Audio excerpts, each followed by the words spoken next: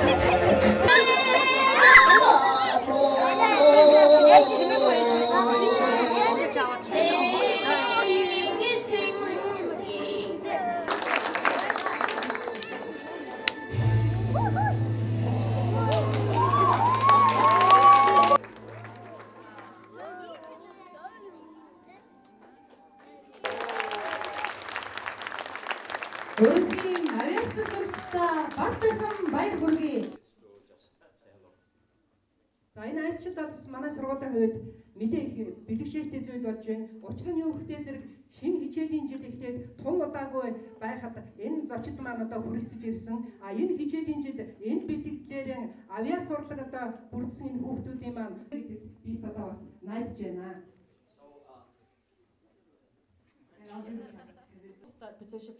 Potential future leaders like yourselves will be born from this school. Энэ бүхэнд манай сургуулийн хүүхдүүд энэ удирдагчдаа одоо баяр хүргээд бүгдээрээ нэг сайхан алга ташцгаачия. There's a saying in Mongolia, it's the beginning. Аварга та босоод хүүхдүүд нэг бэлдэж. За тэгэхээр энэ 2006 он аваргыг маань Yokozuna болоход нь Японоос нэр дэвшүүлээд тэгэхээр бол үлгэр гэдэг чинь зөвхөн цаасан дээр байдаг биш энэ амьдрал дээр байдгийг бол манай хүүхэд залуучууд ойлгоо те. Анхуу гэж байд юм шүү. Энэ сууж. Тэгэхээр in wrestling I also do wrestling myself. So yeah. And to and you have to be nice to them. You have to show them what it is to be a leader. Like you have to like come here and pleased to meet you. So now I'm gonna talk in Mongolian. So this is about dignity. So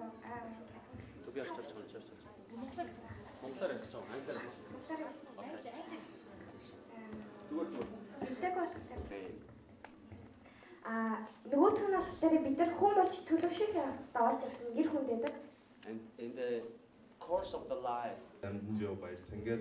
I graduated from Akita International University, which is located in northern part of Japan, where earthquake happened. And now I'm working in Zurich Foundation as a project officer. And the next year. I can't stand I really cannot stand him. Юуны өмнө гэхээр манай сургуулийг сонгож ирнэ гэдэг маань өөрөө их чухал зүйл. Тэгээд бид нар ч гэсэн азтай байлаа. Энэ магадгүй азтай биш бид нар ч гэсэндээ тэдний араас одоо залуу малладагч байж чадхаар хэмжээний гэдгийг сургуулийн бас нэр төр байгаа юм болоо гэж бодож байгаа. Тэгээд уулзаж ярилцсандаа их баяртай. За нэр чинь за хаажтаа.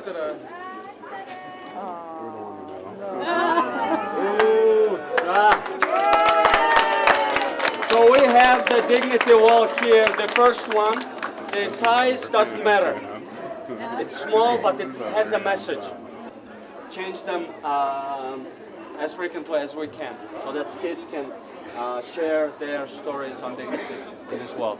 Session with the kids, with the contortionists. Okay, let's do that.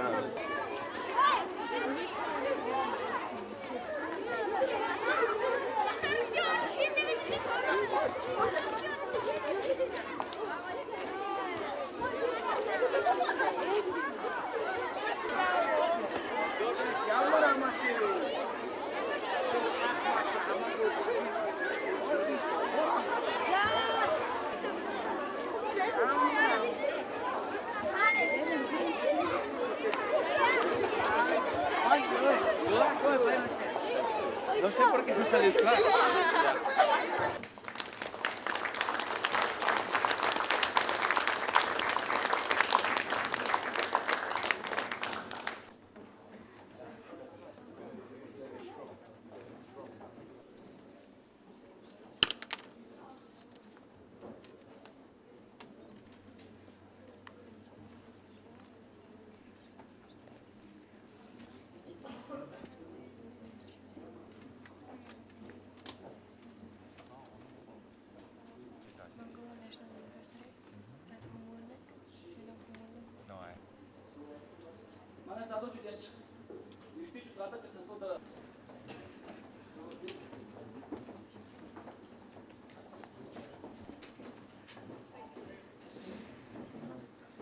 Dear young global leaders, it's an absolute pleasure for us, Mongolian youth and Mongolian, to our very fresh Ulaanbaatar.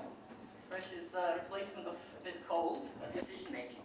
So I'm currently member of parliament, and the young people sitting here are representatives of program network called Young Global Multi-Stakeholder Community of more than 700 exceptional young leaders, and 1 million is under 18, and it's a big pyramid like this. So even half a year passed since the March 11th, we have still like 20,000 of people died or missing. So there are still a lot of people who cannot even meet with the dead body of their relative or their loved one. So the people are very disappointed and devastated. But at the same time, there's a lot of talk on the reconstruction of the area. That is the area of the eastern part of Japan. I think some of you have come to probably Tokyo, right? And then I think you have the kind of impression of Tokyo as I don't know, the cool city or rich city maybe.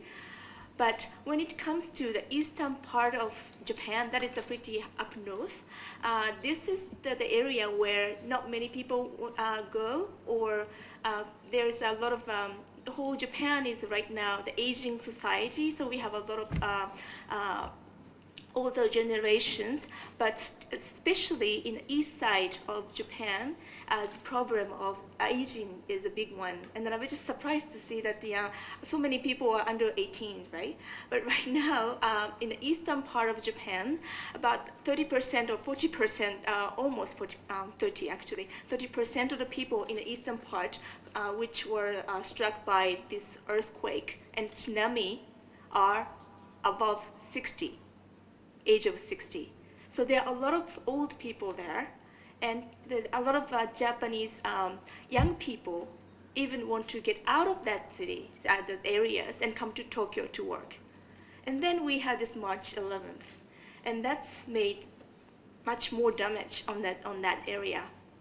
And because of tsunami and earthquake, and as you probably saw in the pictures of TV or something, now we have nothing. All the fields and rice fields, actually the 30% of the Japanese rice are produced in that area, but now all the rice fields are really gone, and it's been really affected by the sea salt, so that it's going to take a lot of time to revitalize that rice field.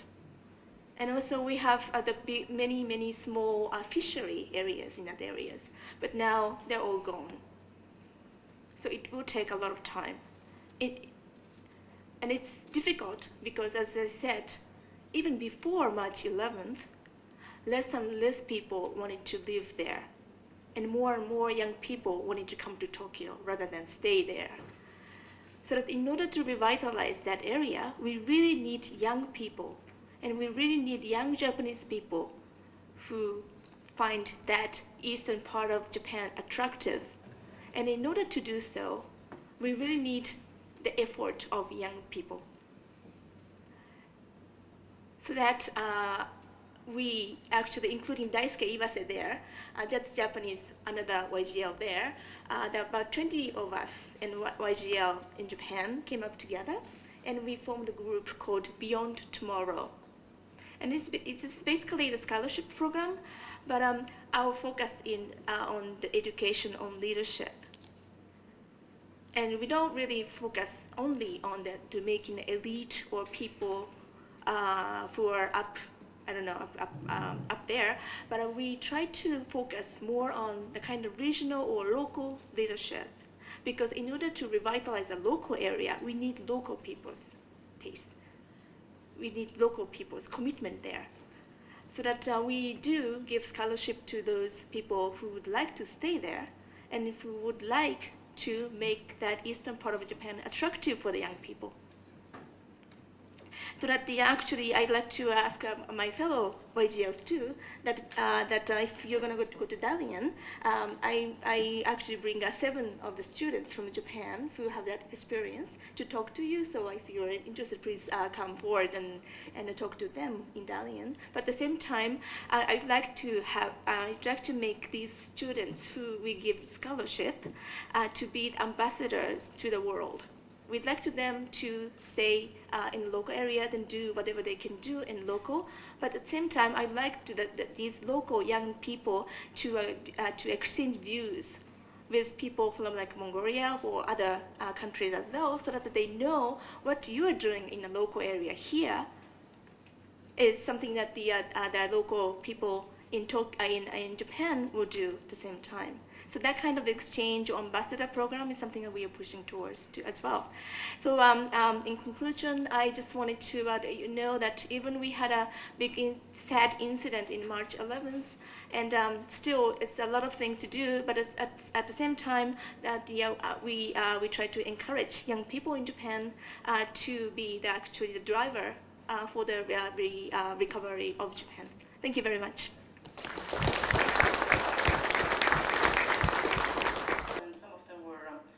Young global leaders, and I think Mentorship will share some of his views, and especially on social entrepreneurship and some of the ideas that he has. Thank you. The new media group, we have 6 separate organizations are running. So yeah, what makes us different? Money on traditional media. We just help non-profits. Is that they don't know what they want to do. which is so natural, right? There's so many things that you can do in the world. And I think what it's possible to do is just to say, well, at this moment, what's the most important why not that I can try to change?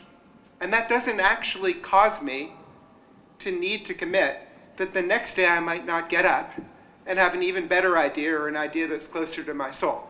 I mean, I think a lot of people might listen to Kate's story, for instance, and say, well, I envy her that she knew she wanted to bring this certain message to the world.